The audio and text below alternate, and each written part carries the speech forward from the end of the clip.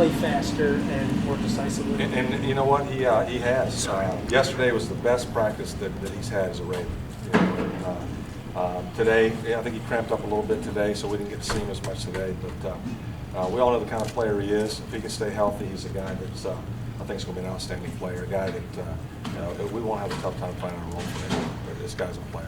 You both doing KO right tackle. If need be, is he someone that you feel like could, start if circumstances warranted over on that right side? You know, it's a good question. It's a great question actually. I can't remember a training camp where the offensive line has ever been set early on.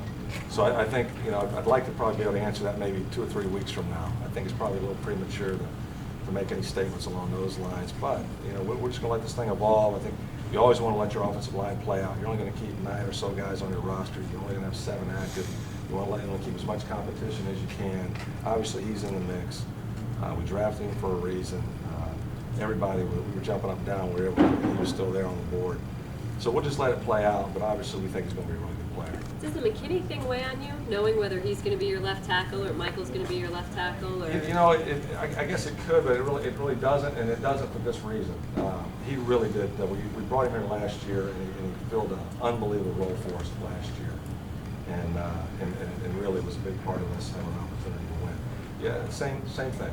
You just let it play out. All these things in training camp, you see it all over the league.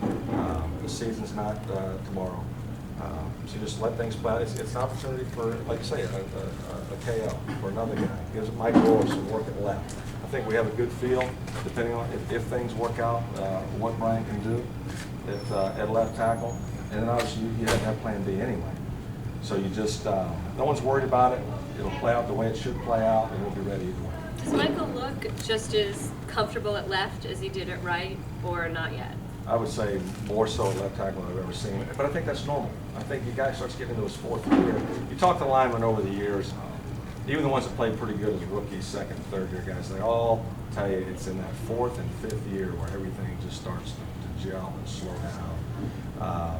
And Mike, the way his mind works, he's such a team guy, right tackle, left tackle, coach, just tell me where you need me.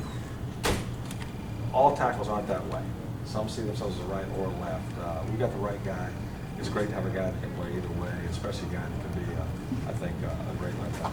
Ken, your first couple of years, it seemed like you had more possession type of. Michigan guy? I'm not a huge fan. Oh. We can sing that victory or something. We could do that. I'd be happy to do that. It seemed like the first couple of years you had a lot more possession receivers and not as many vertical threats. Now, the addition of Torrey Smith and Jones and Laquan, et cetera, do you feel like you finally have the vertical stretch guys that match what you're trying to do with your Eric Coryell type roots with your offense?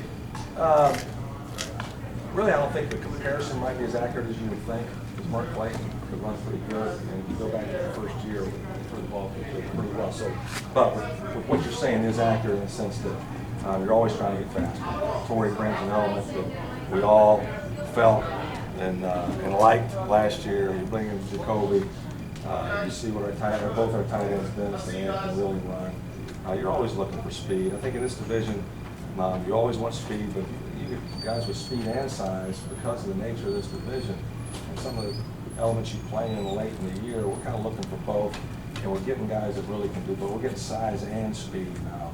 But I think, I think we've got some vertical guys since we've been here, but I think we've taken another step in the right direction. Last season. I'll come this way right there. All right, Lee. How has Jacoby Jones adapted to this organization, both in the classroom and on the field? Seamless. I mean, he's a pro. I mean, he's, when you take a guy for dinner when he's a free agent, you talk to him, and you call people that he's played for, and I talk to a dozen coaches, you talk to teammates.